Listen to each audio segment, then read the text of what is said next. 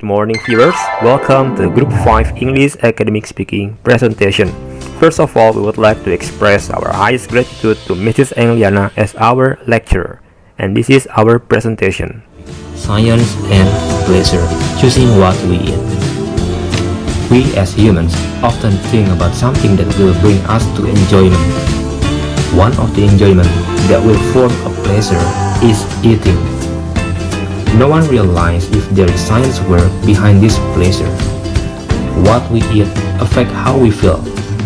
Food should make us feel good, tastes great, and nourishes our bodies. If you eat too little or eat too much, however, your health and quality of life could be affected. This can result in negative feelings toward food. Our bodies are able to react to different food and send us signals of what to eat. The answers are often complicated and may have more to do with biology than we think. Now, how do we choose what, when, and how much to eat? It's a simple question, but a complete answer is currently impossible to give. Of course, we need the energy and nutrients present in food to allow us to live, and this idea of energy balance is familiar. We use a varying number of calories each day and need to replace them. Keeping a healthy body weight is exceptionally hard. It can feel that many influences drive us towards eating. We need to think about how obesity can be avoided, about how we can make better decisions when choosing food. For every food that we eat, there is always science processes to process all nutrients. The choice is yours. Choose what you eat and let the science workers do their job. Thank you. Good morning everyone. Welcome to Group 7 English Academy presentation. And in this wonderful day, we would like to present our material, Science and Pleasure, choosing what we eat. In our body, when we consume any food, there are a lot of activities that happen: ingestion, digestion, absorption, and elimination. Our bodies take all they need from food that brings nutrients. Without the substances from the food, our body's lack of energy and feels like our blood pressure is going down.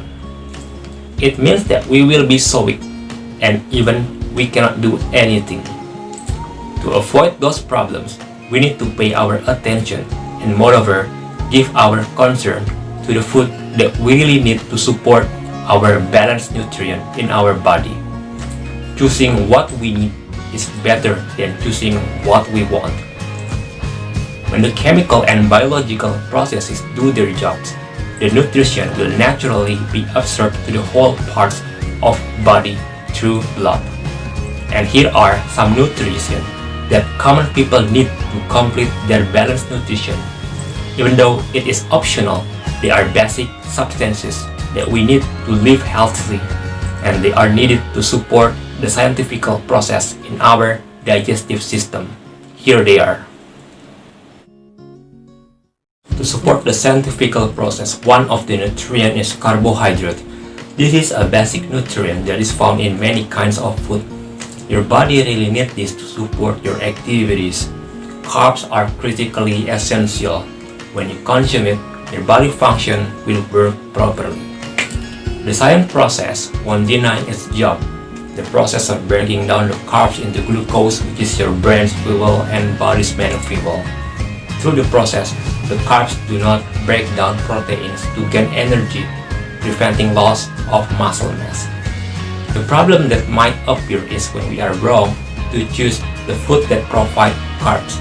Many of us will choose unhealthy sources of carbohydrates such as donut, soda, bread, even cake. Meanwhile, there are a lot of healthy sources of carbohydrate that we know: grains, vegetables, or even fruit. Carbohydrates give the body energy to go about mental and physical tasks. These molecules begin digesting in the mouth and continue to the body to be used for anything from normal cell functioning to cell growth and repair. Thank you. Good nutrients for the body. Number second is protein. What is protein? Protein is made up of many building blocks, known as amino acids. Our body needs dietary protein to supply amino acids for the growth and maintenance of our cells and tissues. Our dietary protein requirement changes throughout life. Protein, highly complex substance that is present in all living organisms.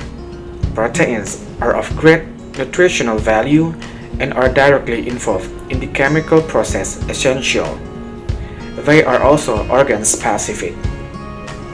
Take a look at the picture. There are some examples of foods that has high protein content. The first one, minced beef. Prepared by our butchers using lamb steak, trimming is a perfect addition for a more macro-friendly meal. Second one, chicken breast. Chicken breast is one of the most popular protein-rich foods. If you eat it without the skin, most of its calories come from protein. Chicken breast is also very easy to cook. It can taste delicious in a wide range of dishes. Salmon.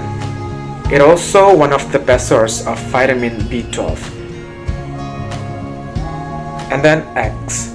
Whole eggs are among the healthiest and most nutritious foods available. They are an excellent source of vitamins, minerals, healthy fats, eye protecting, and brain nutrients that you need. Gouda cheese is not only delicious, but it's also good for you. Gouda cheese helps build, maintain, and strengthen bones. How much protein should we eat every day? For an average adult, the recommendation is to consume at least 0.83 grams of protein for every kilograms of body weight per day.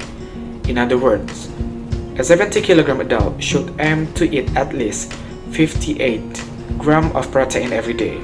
This is the equivalent to the protein found in around 200 grams of chicken breast or 240 grams of mixed nuts. Thank you. Hello everyone, my name is Devi. Now I will to share for you about fiber. Fiber is carbohydrate that the body can digest. It is found in the plants that we eat, such like fruits, vegetables, greens, and legumes. You heard that fiber is good for us, but do you know why? Okay, here the many benefits come from fiber. Number 1, fiber slows the rate that sugar absorbed into the bloodstream. When you eat the food high in the fiber such as bean and the whole grains, the sugar in this food is absorbed slower, which keeps your blood glucose levels from rising too fast. This is good for you because spike in the glucose fall rapidly, which can make you feel hungry soon after eating and lead to overeating. Number 2, fiber make your intestine move faster. When you eat a whole grains rich in insoluble fiber, it moves faster through your intestine, which can help signal that you are full. Number 3, fiber cleans your colon, acting like a scrub brush. The scrub brush effect of fiber helps clean out the bacteria and other build up in our intestine that reduces your risk for colon cancer. Number 4, fiber helps keep your regular.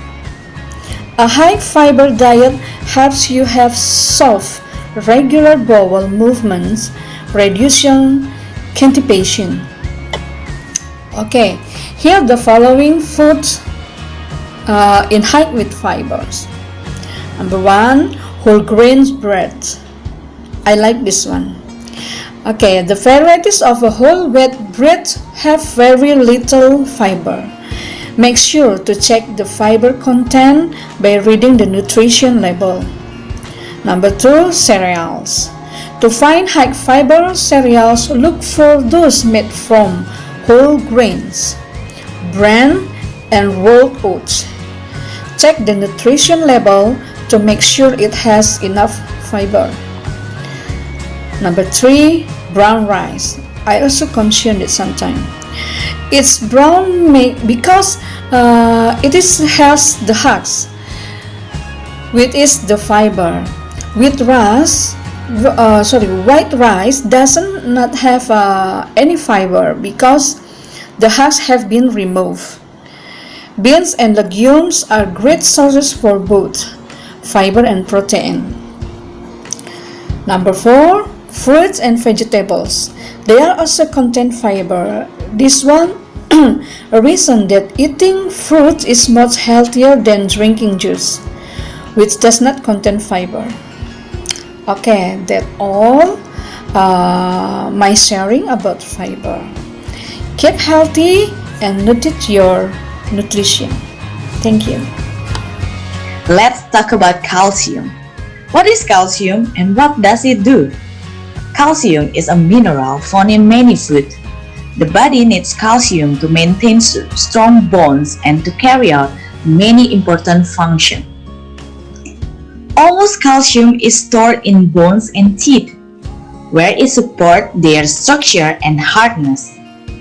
In addition, calcium is used to help blood vessels move blood throughout to the body and to help release hormones and enzymes that affect almost every function in the human body. Now, how much calcium do we need? The amount of calcium you need each day depends on your age. For children, around 200 milligrams until 1000 milligrams, and for adults, from 19 until 70 years old, we need around 1000 milligrams calcium. What food provides calcium? Calcium is found in many foods. You can get recommended amount of calcium by eating a variety of food, including milk, yogurt, cheese are the main food sources of calcium for majority of people in the United States. Kale, broccoli, and Chinese cabbage are fine vegetable sources of calcium. Most grains, such as bread, pasta, and unfortified cereals, while not rich in calcium, add significant amounts of calcium to the diet because people eat them often or in the large amounts. Calcium is added to some breakfast cereal, fruit juice, soy and rice beverages, and tofu. That is from calcium. Next, we want to hear my partner. Hello everyone, I am Virgi Khalif Setiawan. Here I am going to explain a little bit about fat. Just let's get started. What is fat? Fat is a term used to describe a class of micronutrients in metabolism called triglycerides. These make up one of the three classes of macronutrients, including protein and carbohydrates. Fats provide a means of storing energy for most eukaryotes, as well as act as a food source. What fat does to your body? Dietary fats are essential to give your body energy and to support cell growth. They also help protect your organs and help keep your body warm. Fats help your body absorb some nutrients and produce important hormones too. Your body definitely needs fat. Then why do we need fat? A small amount of fat is an essential part of a healthy, balanced diet. Fat is a source of essential fatty acids which the body cannot make itself. Fat helps the body absorb vitamin A, vitamin D, and vitamin E. These vitamins are fat soluble, which means they can only be absorbed with the help of fats. What kind of fat that is bad for you? Saturated fat raise high-density lipoprotein, cholesterol, and low-density lipoprotein cholesterol levels, which may increase your risk of cardiovascular disease. This type of fat occurs naturally in some foods in small amounts. What is an example of fat? Some examples of foods that contains fat are butter, oil, nuts, meat, fish, and some dairy products. Then, what is the benefit of fats? The benefits of fat are lower the risk of the heart disease and stroke, lower bad LDL cholesterol levels while increasing good HDL, prevent abnormal heart rhythms, lower triglyceride associated with heart disease, and fight inflammation, lower blood pressure, and prevent atherosclerosis or hardening and narrow the arteries. Morning, ladies and gentlemen. Let me introduce myself. My name is Emma Askia and I will explain to you about the vitamins. As we know, the vitamins are very important to our body due to they convert food into energy and repair cellular damage. In general, the vitamins are an organic molecule that is an essential micronutrient which an organism for the proper functioning of its metabolism. They are organic molecules that are essential for normal health and growth. The vitamins help strengthen bones, heal wounds, and bolster your immune system. In addition to carbohydrates, fats, and proteins, certain other fats called the vitamins. There are 13 vitamins that your body needs. They are the vitamin A, B complex, C, D, E, and K. You can usually get all your vitamins from the foods that you eat. Ladies and gentlemen, your body can also make the vitamin D and the vitamin K. People who eat a vegetarian diet may need to take a vitamin B12 supplement. Ladies and gentlemen, how about the classifications from the vitamin? The classifications from the vitamins, they are fat-soluble vitamins and water-soluble vitamins. The fat-soluble vitamins, they are vitamin A, D, E, and K. That is absorbed through the intestinal tract with the help of fats. The fat-soluble vitamins deficiency due to malabsorption is of particular significance in cystic fibrosis. And ladies and gentlemen, how about the water-soluble vitamins? The water-soluble vitamins, they are B complex and C. The B complex, they are B1, B2, B3, B5, B6, B9, and B12. The water-soluble vitamins dissolve easily in water and in general are readily excreted from the body to the degree that urinary output is a strong predictor of vitamins consumption. Ladies and gentlemen, there are some conclusions about the material. The first conclusion, eating is the basic need for people to stay alive. Consuming many various types of food is allowed, but one thing that we have to understand is there are a lot of scientific food processing reacted in our body. Even when at first we want to choose some menus for our lunch, the neurons in our brain will do their jobs to give us the right decisions. The second conclusion, we taste the food as we enjoy every single bite and chew it in the mouth. The substances brought by the food will be observed by our tongue sensors, and this is the way how scientific process go on. and continuing its work. At the end, the substance is called the nutrient will spread into our digestive organs and be brought to the body parts.